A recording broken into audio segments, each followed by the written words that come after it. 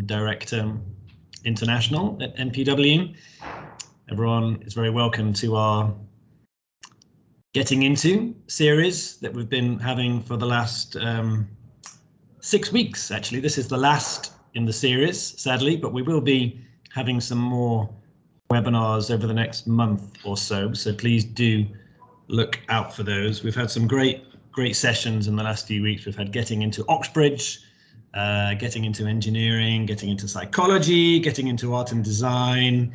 They were all by the authors of these of the books you can see on the slide there, which is the Trotman guides, and they've been around for a long time, decades in fact. I think MPW has been working with Trotman for at least 20 years, very successfully, and we're very pleased to continue this collaboration. So the guidebooks are always authored by MPW academics or senior staff. We have a vice principal today, introduce Adam shortly.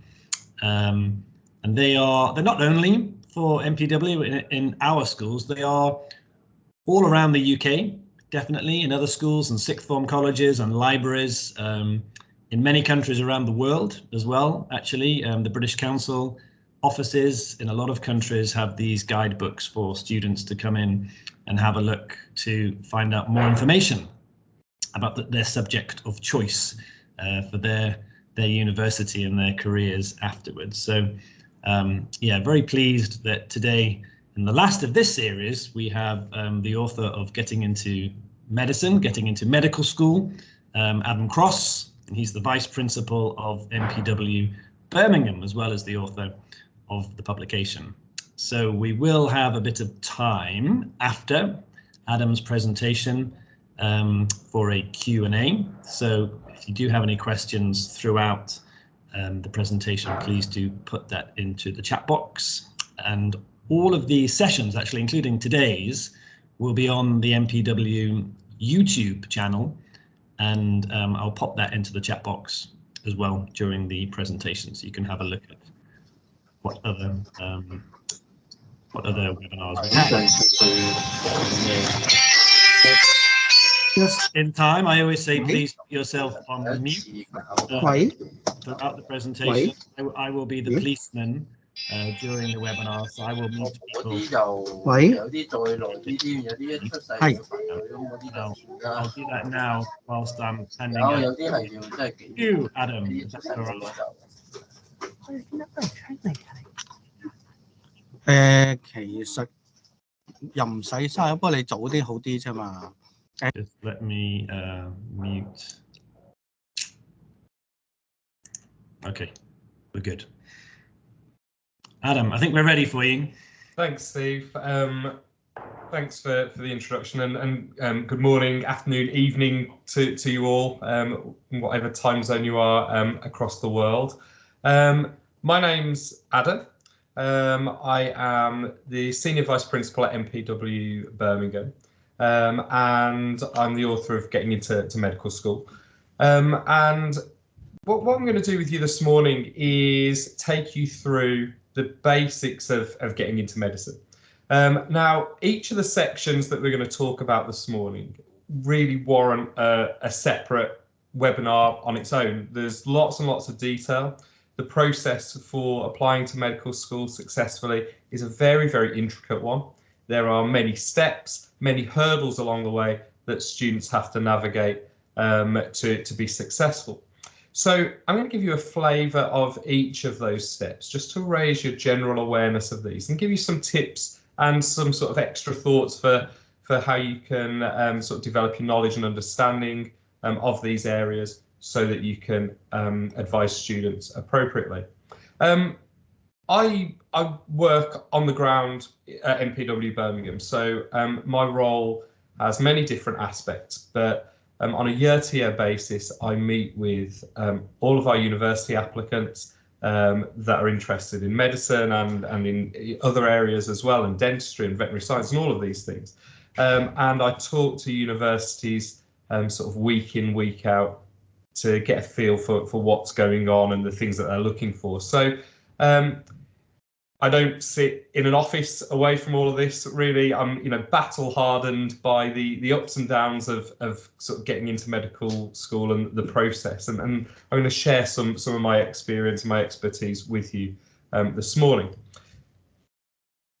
In terms of the process, this is here just a list, our sort of 11-stage process that we use at MPW Birmingham to help prepare our students for highly competitive course applications, particularly medicine.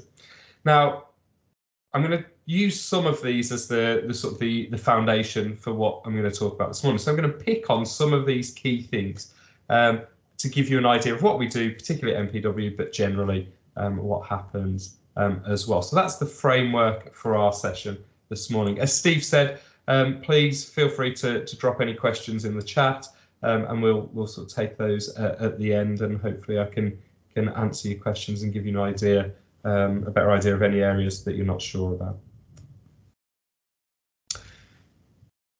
The sections that I'm going to talk you through this morning, they're roughly chronological. So we're thinking about these things in terms of, you know, roughly the order that we get students to consider them in. So our first one to think about is work experience and voluntary work. And why this is the first section to think about is because that students have to be certain that a career in medicine is the right thing for them.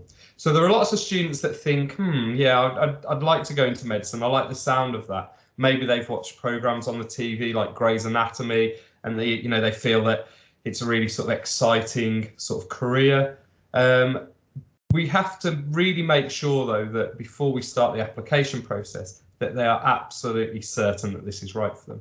And work experience is probably the best way of students sort of understanding if it is right for them. There are a high proportion of students that once they've had exposure to the actual medical field and they've done some work experience, that they actually think, no, this isn't for me. You know, I really don't like it. It's not as glamorous as it seems, you know, long hours, it's messy, you know, it's really, sometimes students can think it's not for them from this. So it's a really important first step.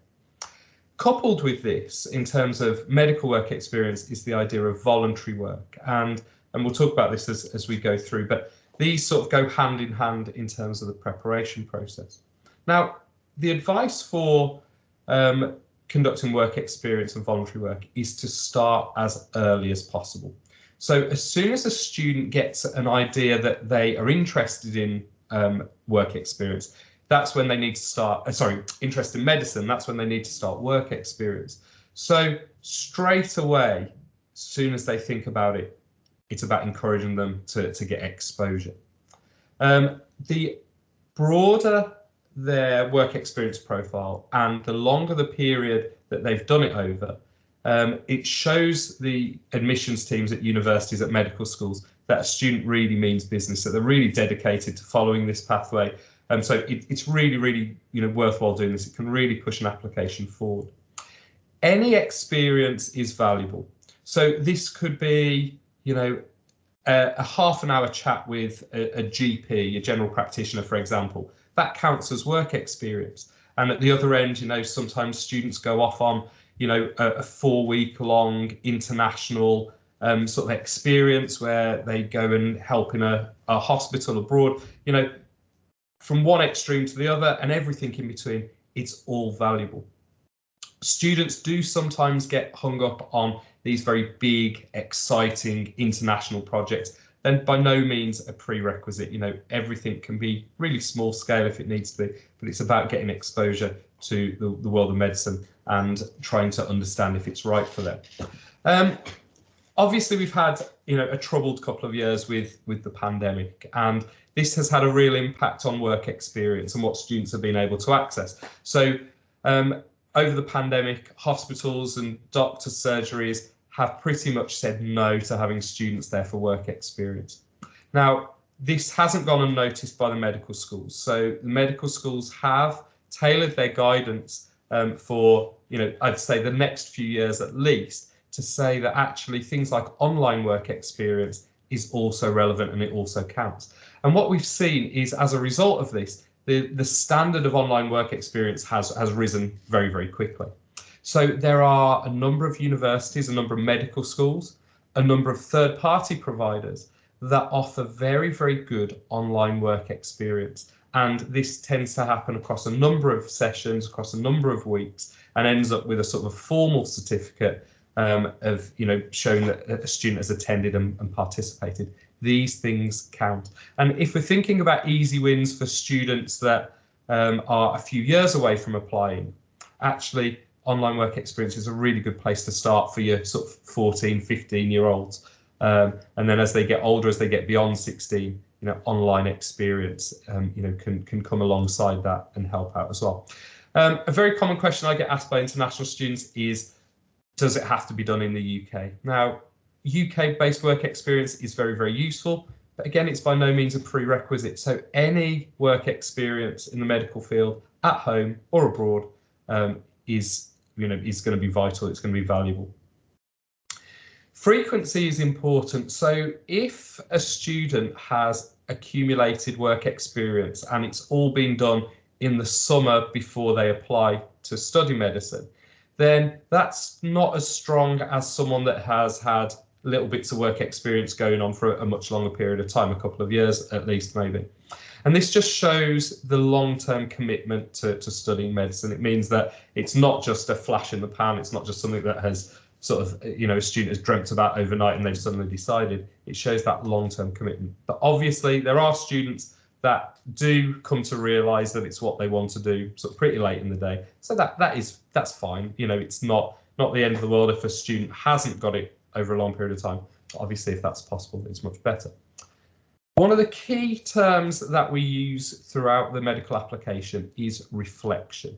And a student being a reflective student is a really, really important prerequisite for their success. And the first mention of this is when thinking about voluntary work. When a student carries out any voluntary work or work experience, it's vital that they keep a journal. Now, this can be an electronic journal, it can be just on their phone or on their iPad, it can be a paper journal, whatever works for them. But what they should be recording is when they've done the placement, where they've done it. They need to record a contact name and contact details of someone within that organisation.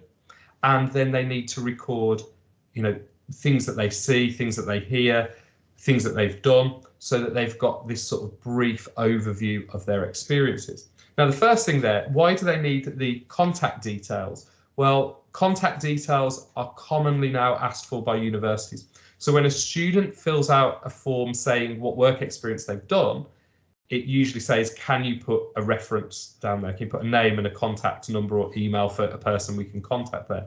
So it saves a lot of time and a lot of headaches if a student records this as they're doing the placement.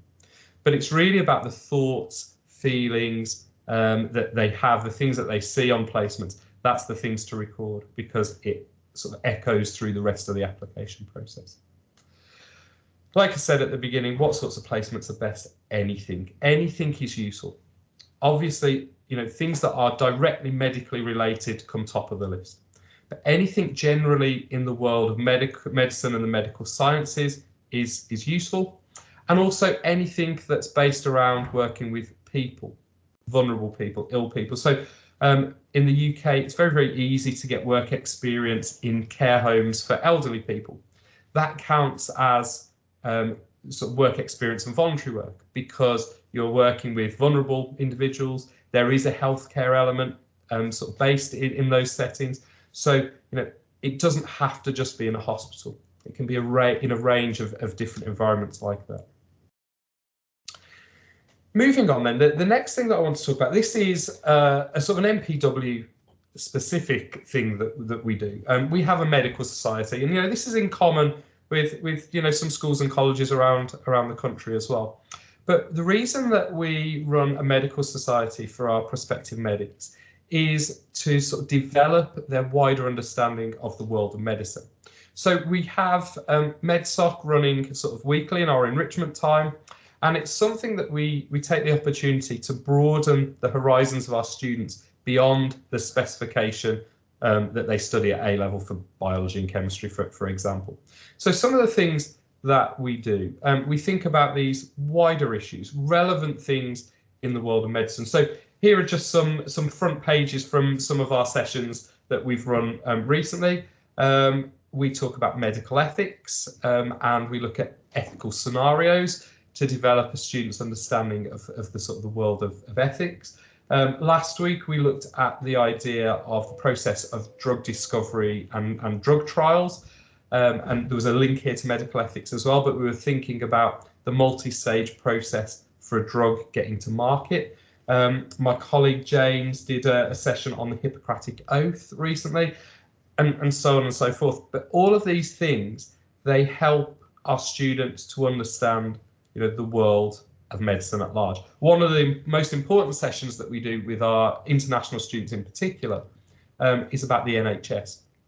So developing understanding of what the NHS is, how it works, how it's funded, what its history is, because that's central to any sort of medical prospective medical student in this country. Other things we do from MedSoc, we empower our students to give presentations about areas of interest.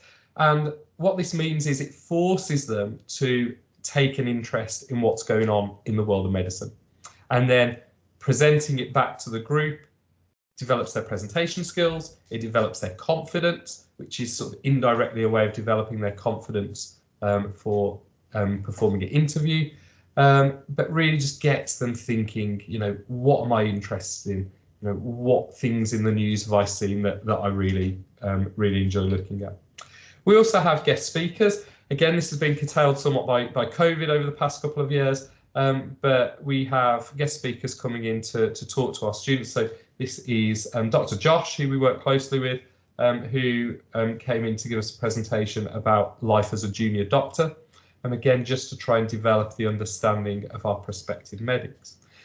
We then do lots of interview preparation events. So we've recently done a sort of an introduction session for preparation for the UCAT test.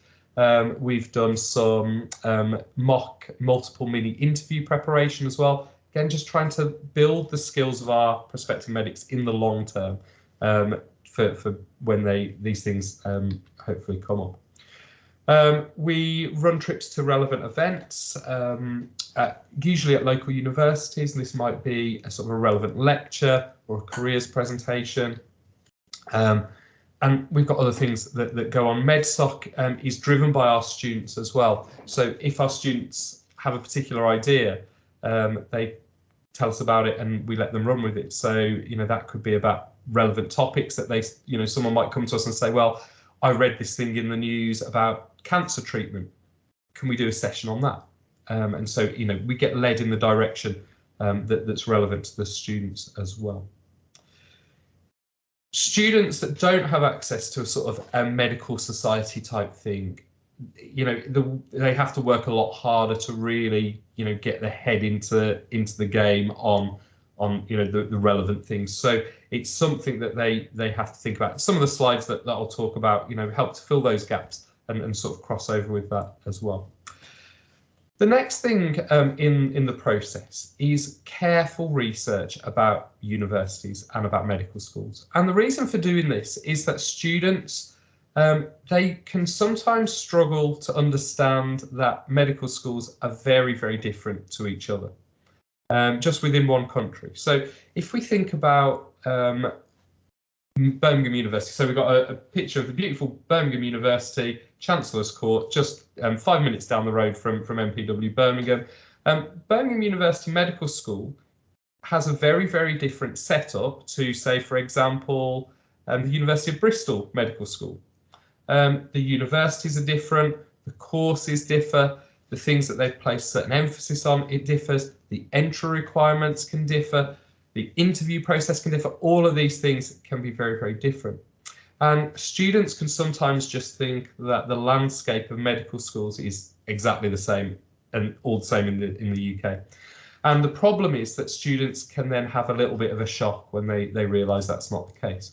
So this is all about trying to get students to do the research in advance of putting in their application. So when they apply to universities, they are making an informed choice. They're choosing universities that suit them in terms of location, and the style of university and the style of teaching and the structure of the course. It's really important that they get a really good idea of that. What I've listed here are just some very, very useful websites for researching universities. Hopefully this summer universities are going to be providing face-to-face open days. So obviously this has been curtailed during COVID, but there's nothing like going to a face-to-face open day at a university and talking to current students in the medical school, talking to staff that work there, talking to admissions tutors, seeing for yourself what the university is like, what the city or the town is like. All of these things are important for getting a good idea of whether the university is right for you. The UCAS website, ucas.com, is the sort of the central resource for students thinking about applying to university. So it's a really good place to start research. Gives lots of details about universities, entry requirements, course structures, and so on. And it will give links through to the individual universities as well. Obviously, students can find university websites as well just by Googling it, but it's just a nice central resource. There are many different other resources as well. So I've listed two here, the Complete University Guide and discoveruni.gov.uk. They're two of many different resources that we point students to. Just one thing to note is that in the UK, we have some university ranking systems. The best known one is probably the Guardian University Guide. There's also a university guide that is published by the Times. These are not anything to do with the UK government. So sometimes students will come to us and say, oh, I've seen that this university has gone down in the rankings this year. Should I still apply there? These rankings are useful, but they shouldn't just be taken on their own as a way of choosing a university. So university league tables, just take with a pinch of salt, but they can be a useful starting point. Particularly, I would say the Guardian one. The Times one is behind a paywall. The Guardian one is free to access. In terms of other things to research universities then, good old telephone. Universities still have actual physical telephone lines. Students don't particularly like telephone in universities, but it's a really good way of getting a quick answer to a question if there's something they're not sure about. Emailing universities as well is a useful thing to do, and it's a nice way of having a record of a conversation that's had. In terms of speaking to current and former students, this can happen in person on things like open days, but in terms of resources like the UCAS Hub actually has links where you can chat online to students that are currently studying particular courses at particular universities. So lots of resources there. Even if someone isn't able to go to a physical open day, they can still talk to current students and ask what their thoughts are about the particular university. My final word on this slide then is beware. Students really have to be careful. I've had experiences where students have really not gone through the due process of the research for a university, and they've almost picked a university just off a list by closing their eyes and whizzing their finger around and putting their finger on a uni, and they say, oh yeah, I'll go there. And then they've had a real shock when they get there and they've got a picture of what a university should be like, and it's completely different. So for example, Birmingham University, a beautiful campus university, really a great campus, enclosed, got its own train station, all the amenities on campus. And a lot of students think that that's what all UK universities are like. And then they might decide that they're going to University of Manchester, which has got a very, very different feel. It's sort of, part city university, part campus university, and they can really have a shock about that. And, that can be difficult for them to then work beyond. So it's all about research. It's all about doing this in advance so they don't get a nasty shock. The next step then, and this sort of links into the slide on MedSoc that I talked about, wide reading is absolutely vital. It's absolutely vital because students have to have an understanding of what's going on in the world of medicine. They have to have an idea of what's happening. So if a student goes to an interview and let's say the interviewer says, right, well, tell me something that you've read about in relation to medicine recently. If they can't do that comfortably, then they're going to be struggling. So in terms of relevant articles and things that students might read, good starting points. Definitely reading about the NHS is a good place for international students to start to think about, right, well, what's going on in the world of the NHS. Reading about new treatments, things that have been developed, things that have been rolled out to market that come up in the news. Reading about disease, and again, COVID as a really good example of that. Even if a student isn't particularly interested in COVID as a disease, because it's had such a massive impact across the globe, it's expected that they would be aware of that. But other diseases such as cancer or genetic disease or anything really that a student is interested in. So those are three sort of solid areas that a student could start off in terms of their wider reading if they were struggling for ideas. Again, reflection is key. So keeping a journal of reading is absolutely vital. And then we've got, after sort of recording in a journal, we've got reflecting. So rather than just describing what they've read, they need to go further and think about evaluating.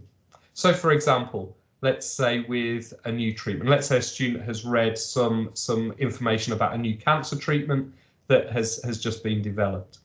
They need to be able to describe what that's about and how it's been developed and where in the world this is taking place and all of those things. But then they need to think about the evaluation. They need to think, right, well, how useful is this going to be, for example, in the world? Is it really expensive? So is it actually its rollout going to be limited by people that can afford it? How effective is it? Is it a positive for people with this disease? They need to think these sort of wider, reflective, evaluative questions and jot down these thoughts in their journal as well. So the journal is not just a scrapbook of things that they've read. It's about their own thoughts and feelings.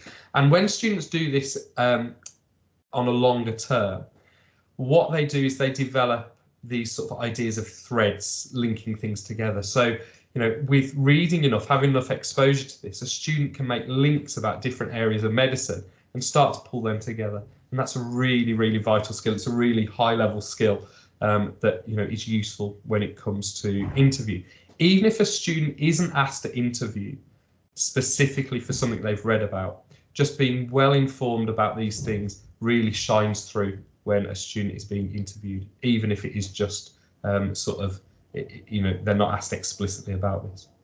Now, I've signposted what I would say is the most important gateway website for wider reading, and that's the BBC website, BBC News website. Now, this is not a specialist website.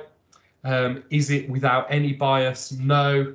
It's just like any other news website. It's got its own sort of bias and its own sort of messages that it's pushing. But the reason for choosing this as a starting point is that it just provides very, very broad, easy to read articles on things that are relevant. So if we look at this is just the health page from yesterday. We see that there are things on there that are relevant. We've got the idea of DNA and sort of personalized medicine, massively important, future direction. We've got things about sort of well-being, we've got things about COVID, we've got things about, we've got an NHS sort of article there. So when students click through to these articles, they're very, very easy to read. They're sort of 5-10 minute reads. And then at the bottom of the articles, there are links to other related articles. So they can go down a sort of a rabbit hole of reading when there's something that they found that they're interested in. If they can just spend 5 minutes doing this each day, it's going to form a very, very solid foundation of understanding. This is a good gateway. So when a student has found something, an area that they're interested in, what we do is we encourage them then to look more deeply at things like the BMJ, British Medical Journal, has a really good student section. So the student BMJ deals with sort of medical news, but that's sort of easily to understand for A-level students and below that even. And other things like New Scientist, You know, there are lots and lots of other then more specific specialist-based websites that students can go through and sort of make these links together. So wider reading, this is not something to leave the summer before applying. This is something 5 minutes a day from as soon as a student understands that they want to study medicine, and they will build a good foundation. Sorry, I think I've got someone that's not muted. I'm on present. There we go, thank you. So that's wider reading. So the things we've talked about so far can really be started at any point in a student's journey. It can be any point. We're going on now to things that sort of come at a more specific point in the process. So here we've got pre-admissions tests that we're going to think about. Now, pre-admissions tests, there is a sort of optimum window of students preparing for pre-admissions tests. But what are these? Well, a number of years ago now, universities and medical schools in particular were frustrated at the fact that so many students were putting in really, really high quality applications. They were getting predicted top grades. They were writing fantastic personal statements. They had great references from their schools, and they were finding it very, very hard to distinguish between the best students. And one of the things as well is that they were noticing that actually two students that had exactly the same profile could go along to the university, start the medical course, and be very, very different in terms of their aptitude and their ability to cope. So what was developed was what was at that point known as the United Kingdom Clinical Aptitude Test, or the UKCAT, since been rebranded to the UCAT, the University Clinical Aptitude Test, and as well the Biomedical Admissions Test. And these two tests are designed to give universities an idea in more depth of the skills that students need, and what level they're at in terms of those skills. So these pre-admissions tests, they are done prior to the application being submitted in the case of UCAT, and then with BMAT there are different points in the that the BMAT can be sat depending on sort of where you are in the world and so on. So again, I do sessions about UCAT and BMAT separately that can go on for hours and hours and hours. So what I'm going to give you this morning is just a sort of taste of what these tests involve and what some of the challenges are. So again, I've just put some links to resources here. The top one is the most important. The UCAT official website is the only authorized website for resources. So when a student is preparing for this, there are lots of third-party providers that offer courses and practice, which are really, really useful, but none of them are authorized. So ucat.ac.uk is the headline place to go for preparation and information. There's lots of resources on there that can be used, lots of practice questions and practice tests, and so on. The other resources are useful, and there are things like resource books and question books, but they always have to be taken with a pinch of salt because no one from UCAT has seen them and approved them. So just a word of caution there. With UCAT then, there are a number of sections of UCAT, and we're just going to look through sort of an example of some of these questions, and I'll get you to have a look at these yourself as well. So the first question we're going to look at is verbal reasoning, and verbal reasoning is an area that can be really, really problematic for all students. It's the one that all students, regardless of their native language, tend to struggle with the most. But if we think about an international student that hasn't got English as their first language, this can provide an even bigger challenge. So what I'd like you to do then, just very quickly, is to have a read of the passage and then have a look at the question and see if you can come up with the answer. And while you're doing this, just think about the challenges that a student might have with this. We'll say 30 seconds because that's all that a student would have for this sort of question. They're talking a matter of half a minute per question like this. So time pressure, as you can see, is a big deal on these. So just 30 seconds, have a look, see if you can figure out an answer.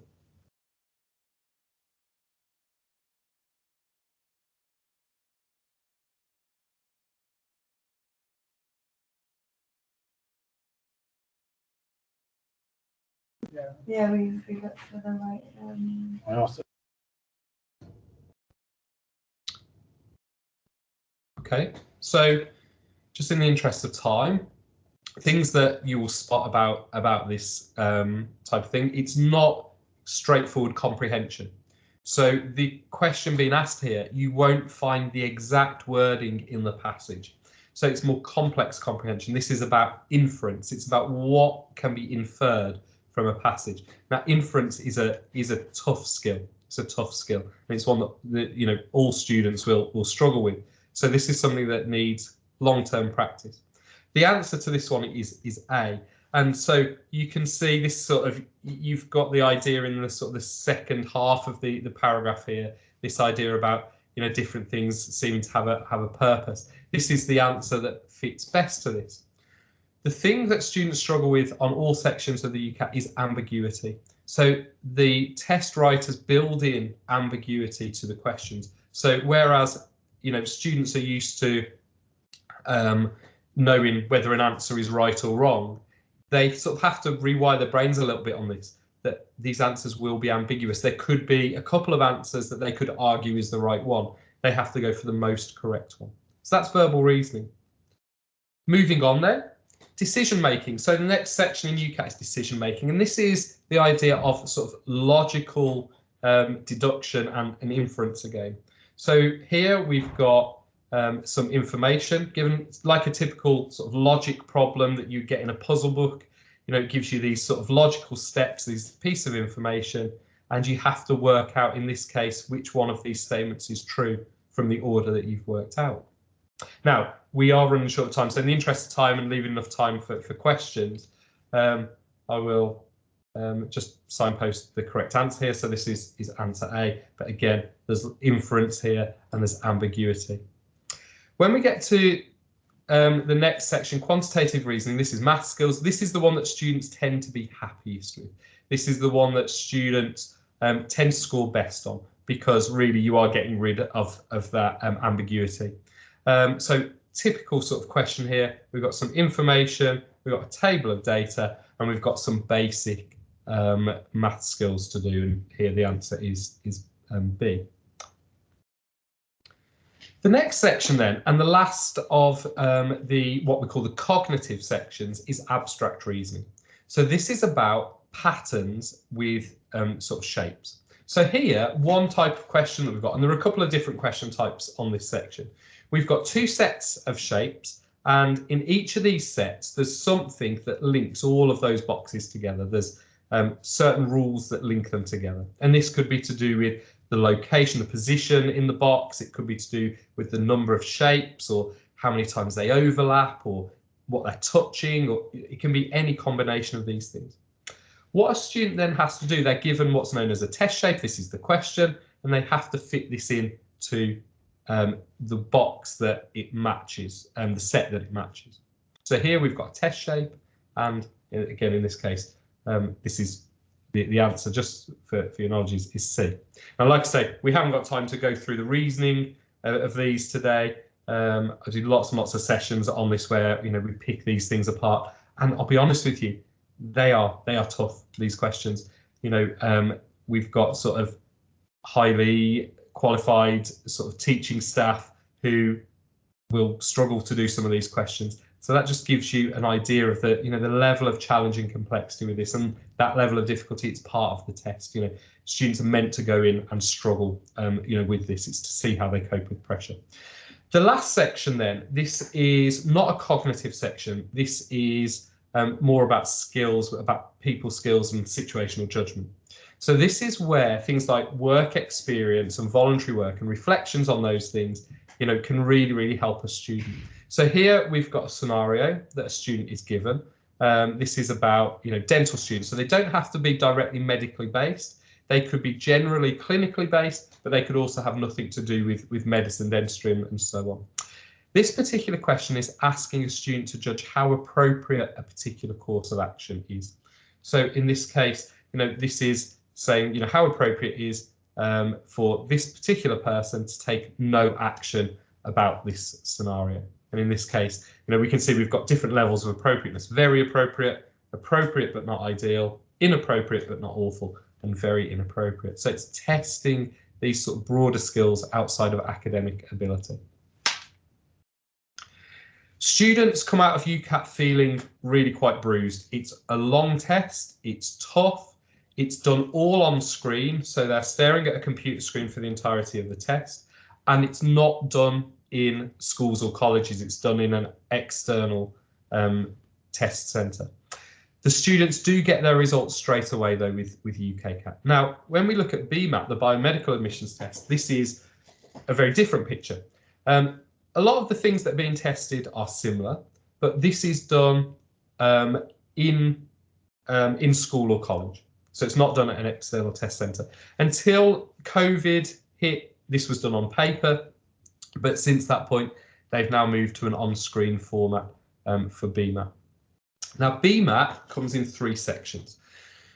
Section 1 is very, very similar to some of those skills tested in the UCAT. So problem solving, data analysis, inference, and so on. So that's the one that's very, very similar to UCAT. Section 2 needs subject-specific knowledge. So one of the things about UCAT is that it doesn't need any knowledge from biology, chemistry, physics, or maths. BMAT does. So section 2, paper 2, it needs a GCSE level understanding of biology, chemistry, physics, and maths. And it's about applying that knowledge. We'll talk about some of the problems with that in a second. Then section 3, this is about sort of testing ability to sustain an argument, develop ideas, and then put them down into writing. So this is a written task. It's a one-sided essay that has to be written in response to a question. So we can see that the challenges there are quite different to UCAT in some respects. Now, I'm just going to pick on 2 of the biggest challenges of BMAT. What I've done here is I've just put an example of an essay question from section 3. So our belief in any particular natural law cannot have a safer basis than our unsuccessful critical attempts to refute it. Explain what this statement means, argue to the contrary, that science might not proceed by attempting to refute hypotheses. To what extent do you think this statement accurately reflects the nature of scientific method? Now, I've been a little bit tough on that one because that is the hardest one that I've ever seen. They're not usually that complex. They are usually more approachable than that. But it's about taking on board, some sort of argument and then arguing sort of for and against what's going on there. One side of writing, typing now it's on screen, but I think you can appreciate that this is a big ask. Add it to the fact that it's only done in 30 minutes. So under massive time pressure to put together a sort of an argument for this and do it well. The other biggest challenge is in section 2, where students have not done all of the sciences for A levels, which is very, very common. So pretty much all students for medicine will do biology and chemistry at A level, but very few will do physics and only some of them will do maths. In section 2, they're tested on their knowledge and understanding of physics and maths. So to pick these things up again, subjects that they maybe haven't done for a year or so, that can be quite challenging. So those are some of the biggest challenges of BMAT that our students face. So on to the last couple of sections then for us to think about. So once a student has got an idea of where they want to go and they will have started their preparation for the pre-admissions tests, they will then be thinking about writing a personal statement. And this really is going to happen between the 1st and 2nd year of A-level study, sort of over that summer period and maybe a little bit before. But they might start it prior to that if they're particularly on the ball. When it comes to crafting a personal statement has to be no more than 4,000 characters, including spaces, and that's about 47 lines of sort of font size 12 typed on sort of Microsoft Word. So it's about one side, about 47 lines. The general structure of this that we encourage our students to follow is to think about, firstly, why. Why do they want to study medicine? And they need to develop and explore those ideas in writing. Then to talk about sort of an evaluation of their work experience and voluntary work. Then their academic interests, so that extra reading, the things that they're interested in outside of the classroom related to medicine. And then finally, extracurricular, things that they've done outside of the classroom that they're interested in that maybe have no direct link to medicine. Now, hopefully you can see that this now all starts to thread together. So the idea of reflection and keeping a log of relevant ideas, when it then comes to personal statement writing, a student that has been diligent in that has got everything pre-prepared. They will go to their journal about work experience and voluntary work, and they will see, you know, those sort of experience that they've had. They'll be able to pull that together and give an overview.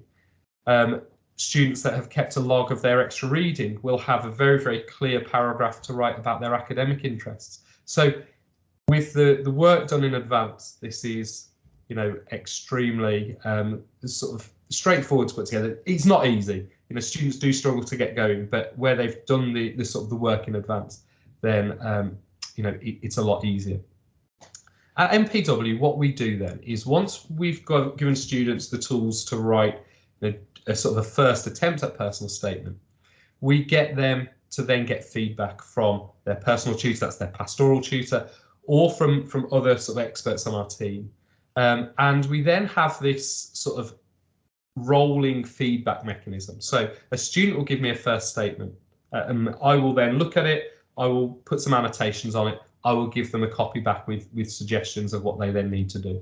Then they'll make those changes and they'll submit it back to me. And then I'll suggest some more changes and it will go back to them. And it's like table tennis. It's like personal statement table tennis, back and forth until we get it perfect.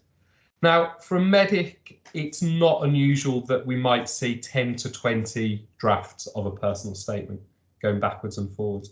And, you know, the big changes come first. By the time we get to, you know, the final draft, it's about, you know, punctuation, just, you know, should you have a comma there, you're missing a full stop there. So, you know, the changes get smaller and smaller, but it's not unusual to have that many attempts at it to make sure that it's absolutely perfect.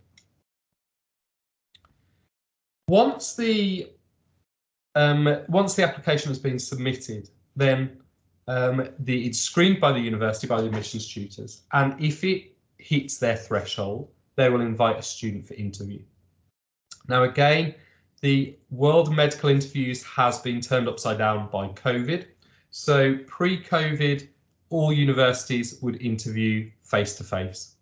Apart from some where with a student who was still abroad at the time, you know, they might be granted the opportunity to do an interview, you know, via Zoom or Teams. But the vast majority of students would do it in person. Over the last 2 years, students have been interviewed online. We expect that next year interviews will go back to being face-to-face. So we do think it's a short-term thing that they stay online.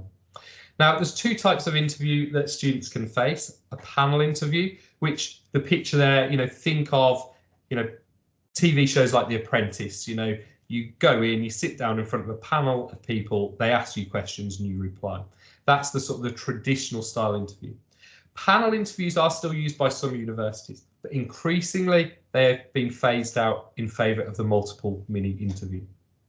And the multiple mini interview is basically about having a number of different stations. So this is different people at different locations, and you visit each one of them in turn, and you are asked a question or given a particular scenario, or, you know, asked to talk about something. It depends on the particular university and their interview, but you would have students going around maybe 5 to 10 of these stations typically. Each station then gets judged separately and scored, and all of those scores get put together.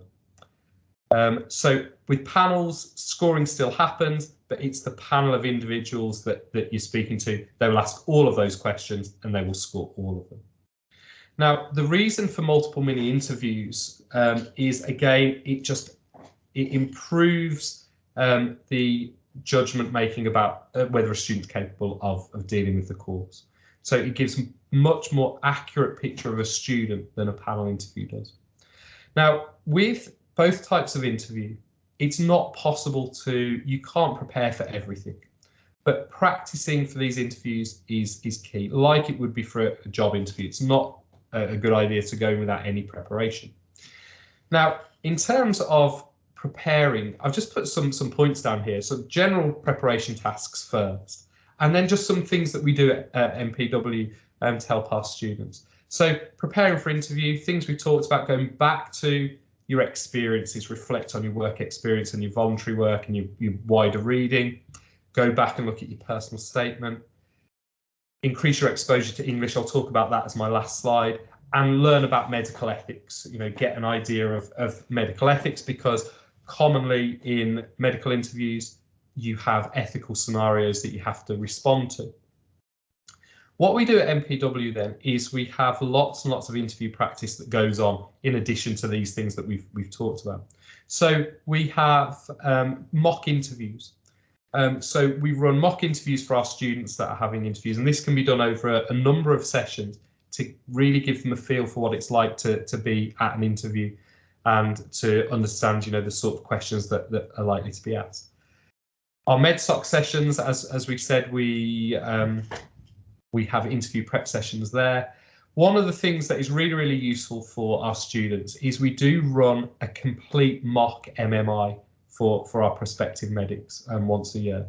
And this is where we have members of our staff, each that have been given a specific interview task, that are stationed at a sort of a desk in a room around the college. And then we get students going and visiting each of them, getting scored on each of them, then pulling all the scores together, and then we give them the score and we give feedback about each station. So because MMIs are so different to an interview that a student might have had, we feel it's important that they do actually get that feel of what an MMI actually is like. Absolute nightmare to organise, but massively important for our students to get that exposure. The very last thing that I want us just to talk about this morning is about increasing exposure to English. So for an international student going for an interview, it is important that they develop their English skills as much as possible. And this is something, again, this is going to be a lifetime's work. But we encourage our students to try and read widely in English, to use books from our library, to look at online resources, but try to read different things as much as possible in English. Watching English TV shows and English speaking films, very, very useful as well. And one thing which, it makes me sound really middle-aged, but, BBC Radio 4, I do listen to in my car when I'm driving along. It's got really, really fantastic verbal sort of programs. So current affairs things, there are things there about medicine, programs on BBC 4 about medicine. But students, if they want something to listen to in terms of, on their headphones or podcasts when, they may be traveling or things like that, it's a really, really good resource for just picking up, the English language and improving understanding, particularly of idioms and colloquialisms. And in college, we have a rule where our students have to speak English to each other, even if they're from the same country. To really we want them to dream in English. We want them to think in English.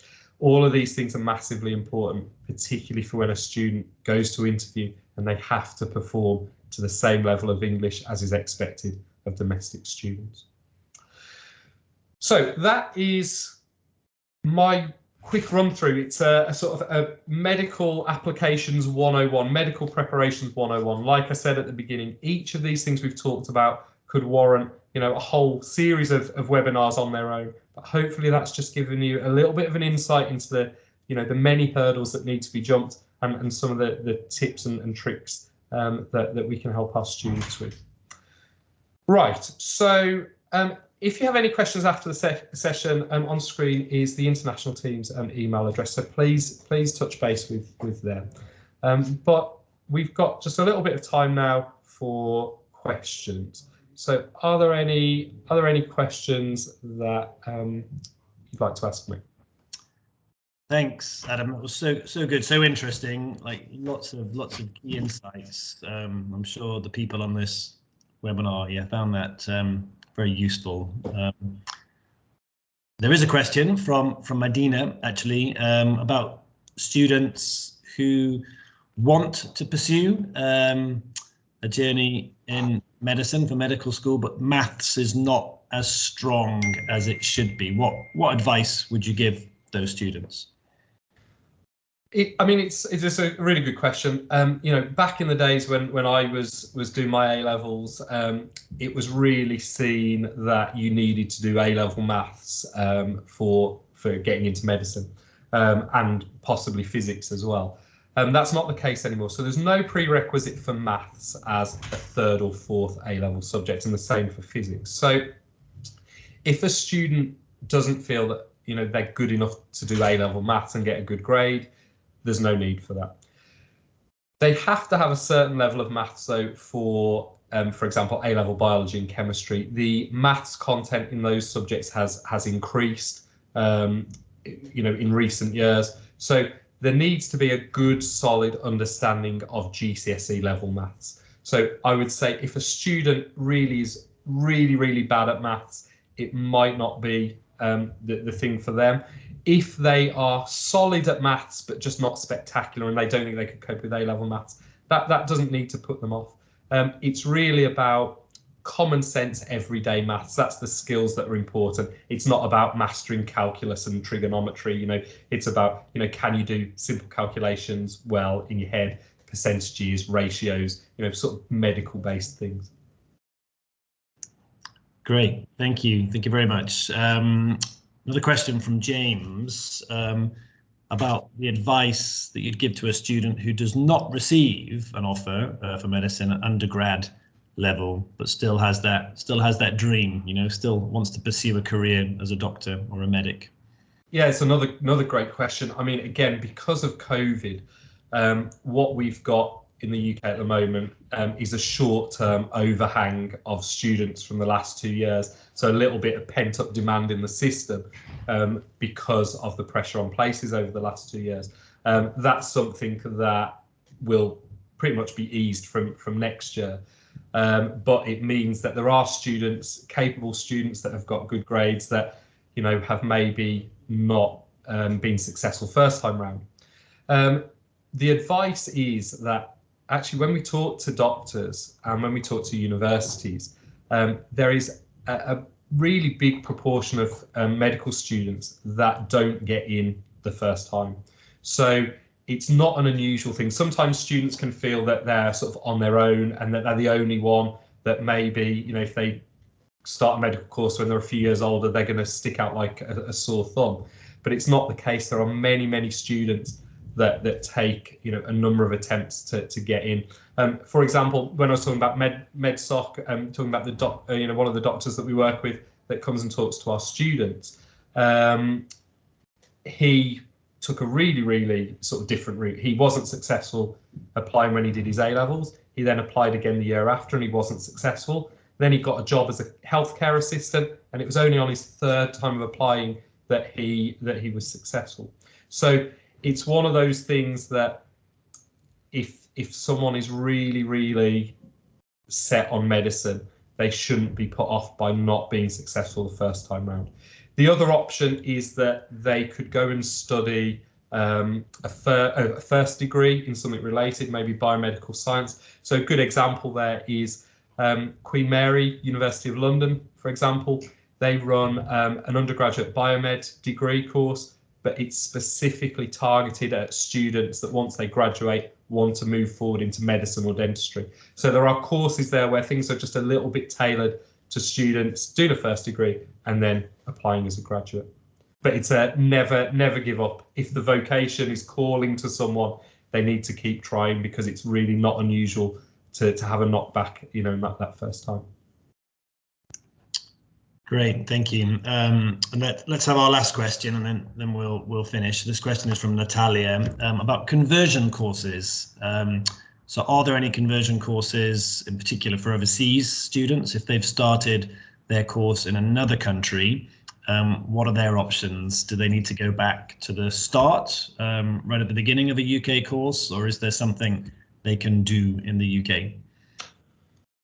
I mean, it's a bit of a sort of a patchwork in terms of an answer on that. I would suggest really that is something that every university could potentially have a different answer to. So I would suggest, you know, in a particular with a particular scenario, I would just approach the university, send them an email, and see what they say.